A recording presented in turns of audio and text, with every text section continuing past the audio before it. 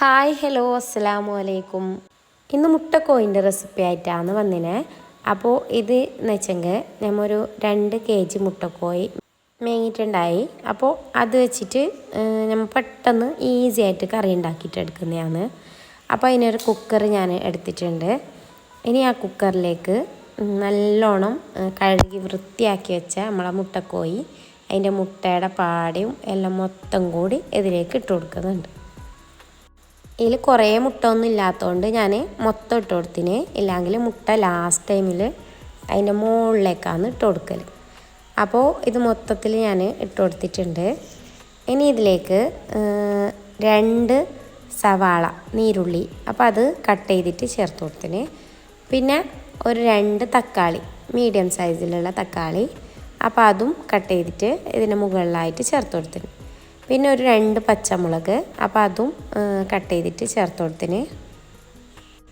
അപ്പോൾ ഇത് മൊത്തം ഇത്രയും ചേർത്ത് കൊടുത്തതിന് ശേഷം ഇതിലേക്ക് പൊടികൾ ചേർത്ത് കൊടുക്കുന്നുണ്ട്. അപ്പോൾ അതെന്ന് വെച്ചെങ്കിൽ കാശ്മീരി മുളക് പൊടിയാണ് ഞാൻ എടുത്തിട്ടുള്ളത്. അപ്പോൾ അതൊരു 3 ടേബിൾ സ്പൂൺ ചേർത്ത് കൊടുത്തിന്.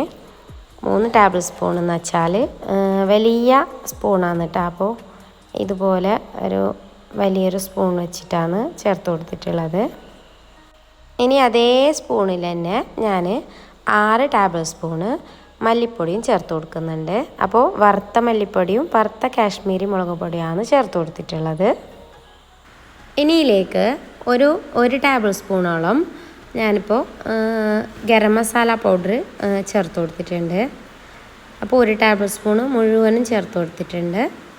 പിന്നെ ഇതിലേക്ക് ചേർത്ത് കൊടുക്കുന്നതെന്ന് വെച്ചെങ്കിൽ കുരുമുളക് പൊടിയാണ്. അപ്പോൾ അത് നമുക്ക് എരിവിനനുസരിച്ച് ചേർത്ത് കൊടുക്കുക. ഞാനിവിടെ 1 ടേബിൾ സ്പൂൺ മുഴുവനും ചേർത്ത് കൊടുത്തിട്ടുണ്ട്. ഇനി ചിക്കൻ മസാല പൗഡറാണ്. അപ്പോൾ അതൊരു 2 ടേബിൾ സ്പൂണോളം ചേർത്ത് കൊടുത്തിട്ടുണ്ട്.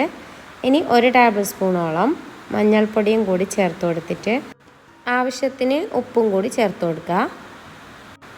ഉപ്പ് നമുക്ക് ആവശ്യത്തിനനുസരണം ചേർത്ത് കൊടുക്കുക. കുറച്ച് ഇഞ്ചിയും വെളുത്തുള്ളിയും ചതച്ചതും കൂടി ഇതിലേക്ക് ചേർത്ത് കൊടുത്തിട്ടുണ്ട്. അപ്പോൾ അത് വീഡിയോ സ്കിപ്പായി പോയിട്ടുണ്ടായിരുന്നു. അപ്പോൾ അതും കൂടി ചേർത്ത് കൊടുത്തിട്ടുണ്ടായിരുന്നു കേട്ടോ. എന്നിട്ട് മൊത്തത്തിൽ ഇതുപോലെ മസാലകളൊക്കെ നന്നായിട്ട് മിക്സ് ആക്കിയിട്ടെടുക്കുക. അപ്പോൾ നല്ല പോലെ ഇങ്ങനെ തിരിച്ചും മറിച്ചും ഇങ്ങനെ നന്നായിട്ട് മിക്സ് ആക്കി എടുത്തതിന് ശേഷം ഇതിലേക്ക് 1/2 കപ്പ് വെള്ളം ചേർത്ത് കൊടുക്കുന്നുണ്ട്. 1/2 കപ്പ് വെള്ളം മാത്രം ചേർത്ത് കൊടുക്കാൻ വേണ്ടി ശ്രദ്ധിക്കുക കേട്ടോ. അപ്പോൾ ചിക്കനും നന്നായിട്ട് വെള്ളം ഇറങ്ങി വരും.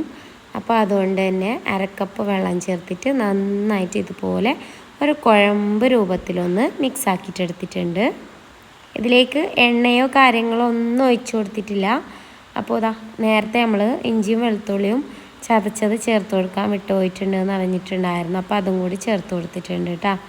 എന്നിട്ട് നന്നായിട്ടൊന്ന് മിക്സ് ആക്കിയിട്ടെടുക്കുക. എന്നിട്ട് കുക്കർ നമുക്ക് അടച്ച് വെക്കുക. അപ്പോൾ കുക്കർ അടച്ച് വെച്ചതിന് ശേഷം 4 വിസിൽ ഒന്ന് അടിച്ചെടുക്കുക കേട്ടോ. അപ്പോൾ കറി റെഡിയാവും.